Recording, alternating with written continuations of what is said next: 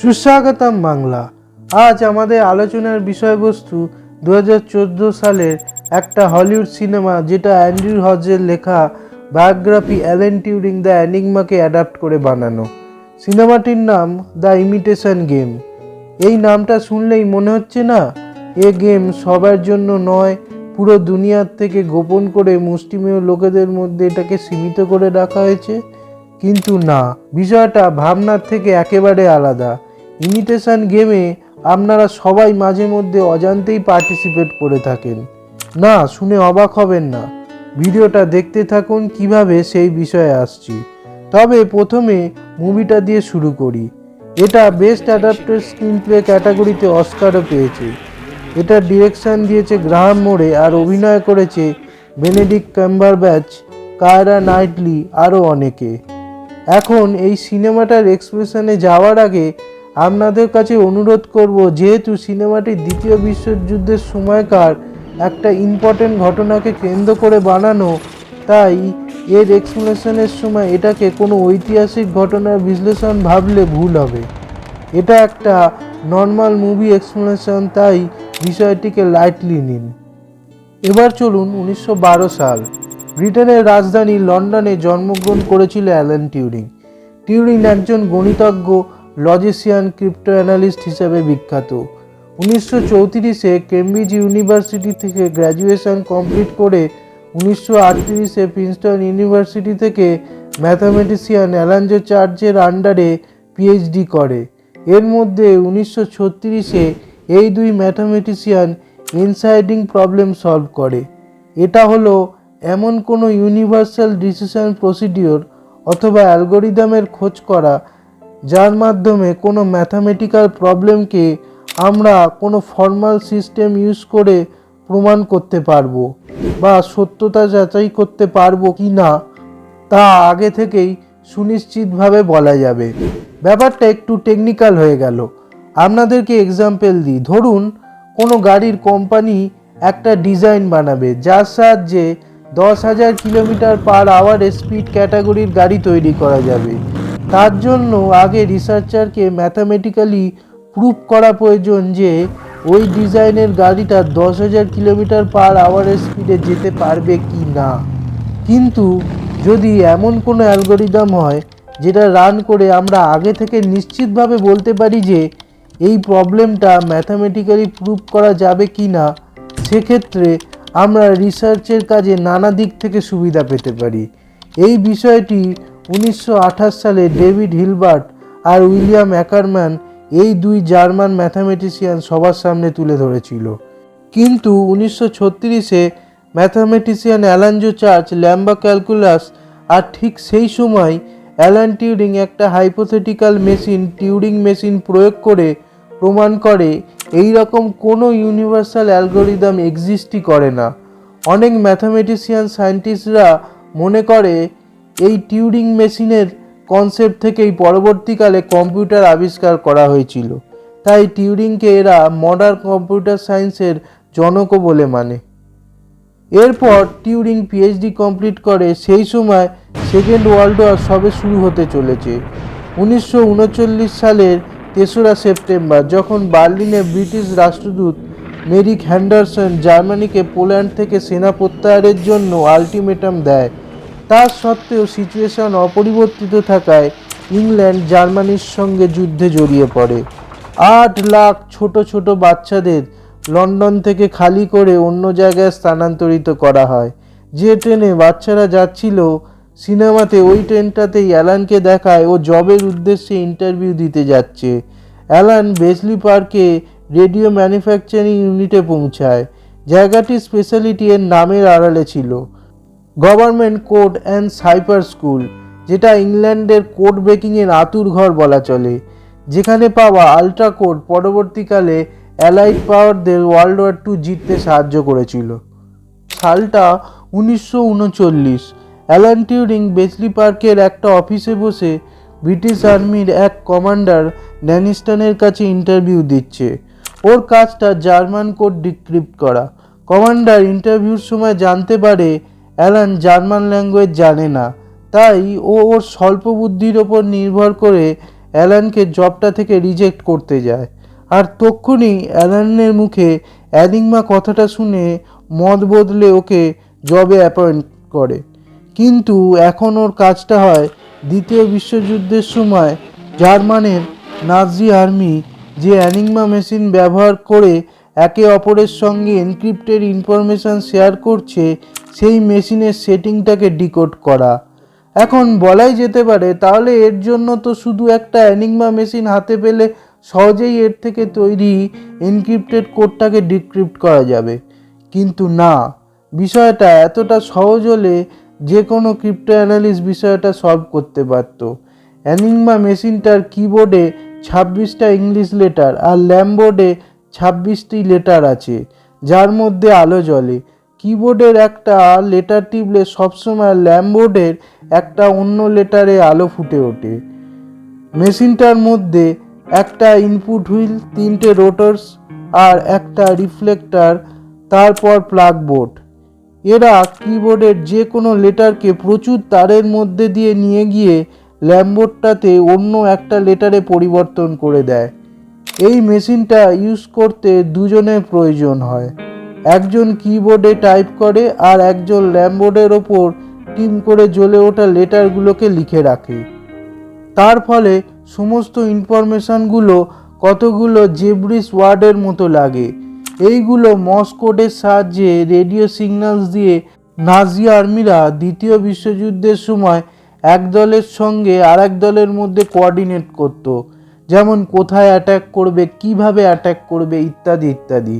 কিন্তু অ্যানিগমা এতটাই ডিফিকাল্ট ছিল যে ব্রিটিশদের পক্ষে নিজেদের লোকেদের দিয়ে এনক্রিপ্টেড ইনফরমেশান ডিক্রিপ্ট করা অসম্ভব ছিল, যদি না এমন কোনো মেশিন তৈরি করা যায় যে অ্যানিগমা মেশিনের লক্ষ লক্ষ সেটিং চেক করে তাড়াতাড়ি কোডটাকে সঠিকভাবে ডিকোড করতে পারবে।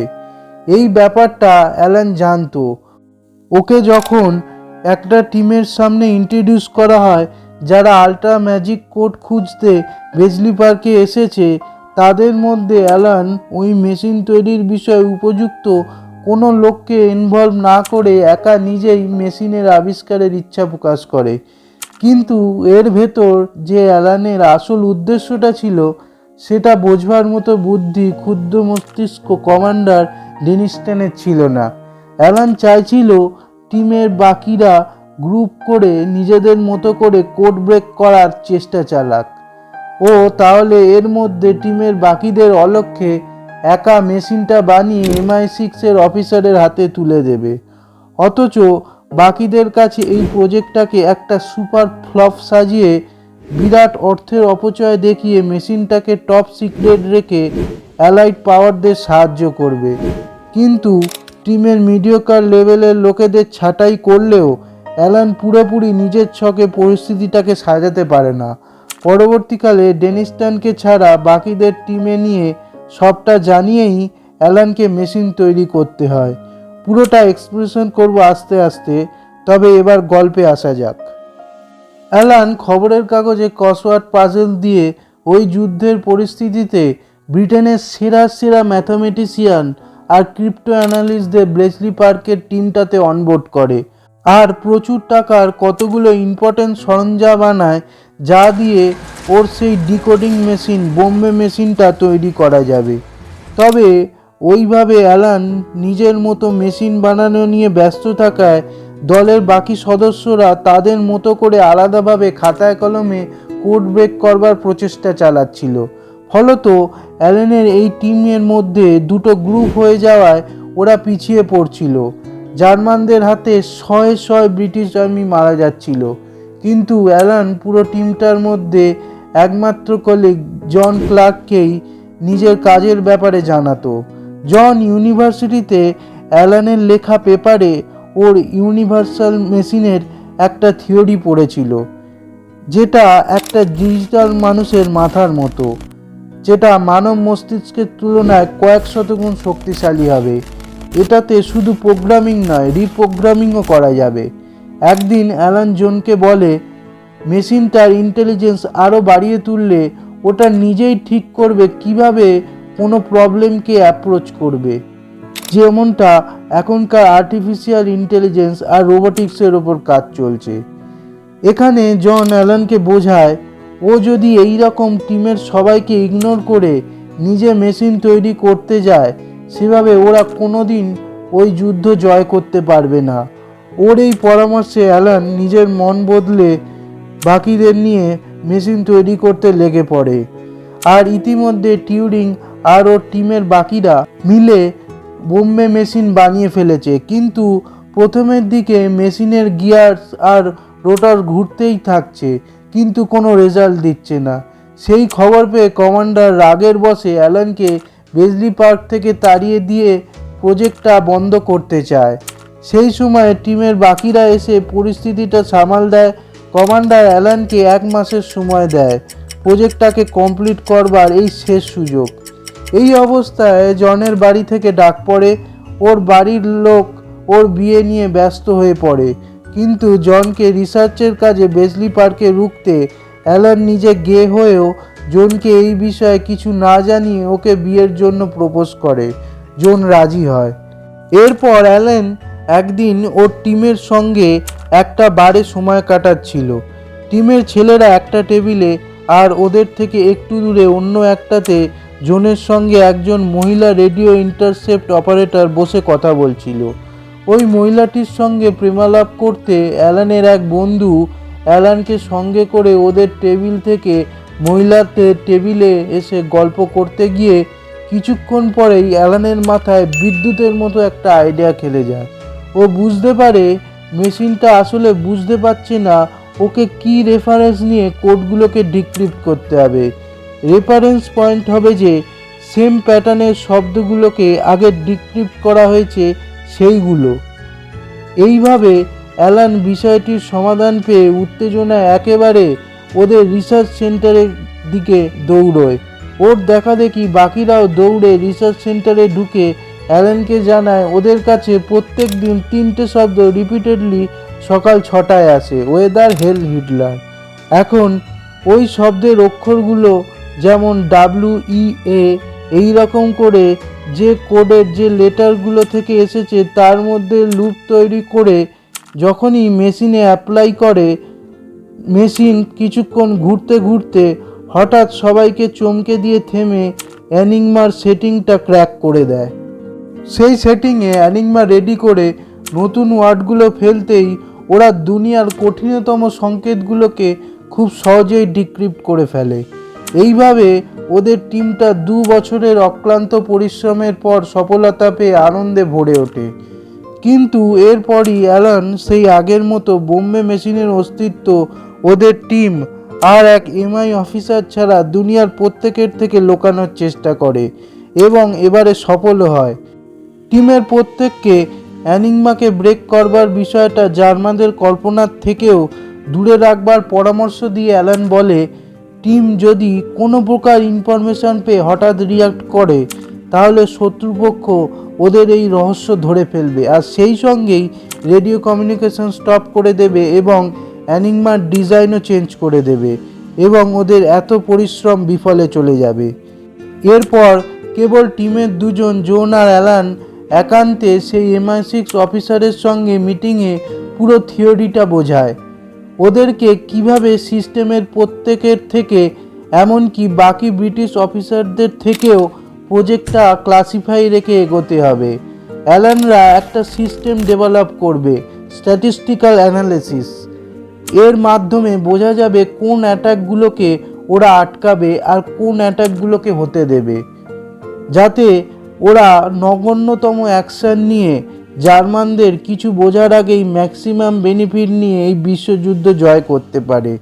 আর এই খেলায় MI6 অফিসারের ভূমিকা হবে ওরা যে ইনফরমেশনের ভিত্তিতে অ্যাকশন নেবে সেই গল্পে অ্যানিগমার কোনো প্রকার ছায়া বা ক্ষুদ্র অংশ থাকবে না সেটার ব্যবস্থা করা। অর্থাৎ অফিসারটিকে মিথ্যে অথচ বিশ্বাসযোগ্য ঘটনা সাজিয়ে প্রথমে শত্রু দেশগুলিতে আর সেখান থেকে নিজের দেশে ছড়িয়ে সেই ইনফরমেশন থেকেই অ্যাকশন নেওয়া হচ্ছে, এই রকম অল্টারনেটিভ পথে বাকি দুনিয়াকে চালিত করতে হবে, যাতে অ্যানিগমার দূর দূর পর্যন্ত কোনো প্রসঙ্গ না আসে। MI6 অফিসারটি এই প্রস্তাবে রাজি হয়। এরপর একদিন বেসলি পার্কে কাজ করবার সময় অ্যালেনের কাছে ওর এক টিম মেম্বার সোভিয়েতের হয়ে দিনের পর দিন স্পাইয়ের কাজ করতে করতে হঠাৎ ধরা পড়ে যায়। অ্যালান ওকে ডেনিস্টনের সামনে ওর মুখোশটা খুলে দেবে বললে সে অ্যালানকে তখনকার সমকাম বিরোধী ব্রিটিশ আইনের ভয় দেখায়।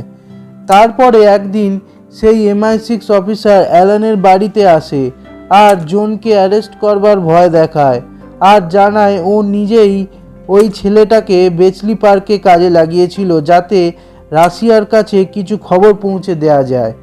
কিন্তু ছেলেটা নিজেই জানে না যে ও মেনলি MI6 এর হয়ে কাজ করছে।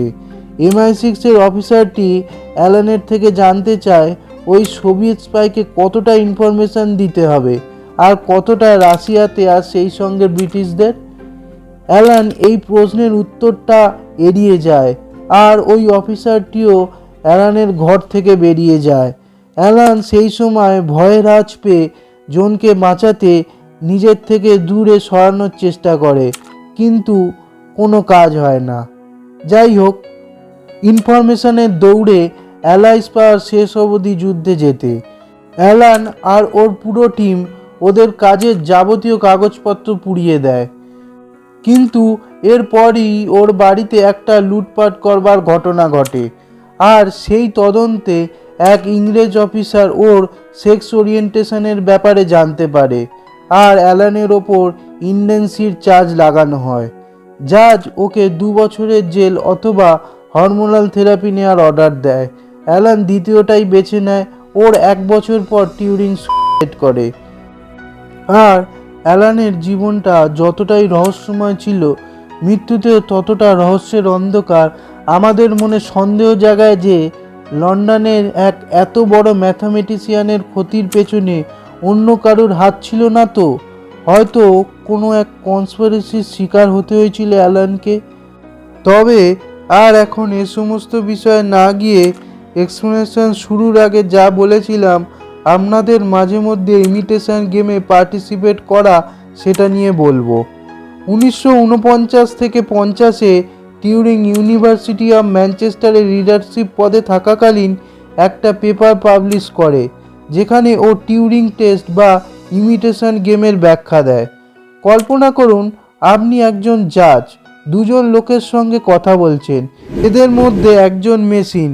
এবার আপনি এদের কিছু প্রশ্ন করলেন, যদি তাদের উত্তরে বুদ্ধির মান যাচাই করে আপনি মেশিন কিনা মানুষ আলাদা করতে পারলেন না, অর্থাৎ মেশিন সমানভাবে নিজের বুদ্ধির প্রদর্শন করলো, সেই ক্ষেত্রে মেশিনটা টিউরিং টেস্ট বা ইমিটেশন গেমে পাস করে গেল। এই আইডিয়ার মডার্ন ভার্সান এখন আমরা ইউজ করি ChatGPT, জেমিনি, পারপ্লেক্সিটি AI। এসবে অজান্তেই আমরা ইমিটেশন গেম বা টিউরিং টেস্টে অংশ নিই। এছাড়া AI এরও আগে আমরা এতে অংশগ্রহণ করেছি। কেমন বলুন তো? এটা রিভার্স টিউরিং টেস্ট। একে বলে completely automated public Turing test to tell computers and human apart, শর্টে ক্যাপচা। রিভার্স বা বিপরীত বলছে কারণ এখানে মেশিন জাজ হয়ে ইউজারের উত্তরে যাচাই করে নিচ্ছে ইউজার মানুষ না মেশিন। তবে এই মানুষ আর মেশিনের দ্বন্দ্বের মধ্যেই এই ভিডিওটা শেষ করি।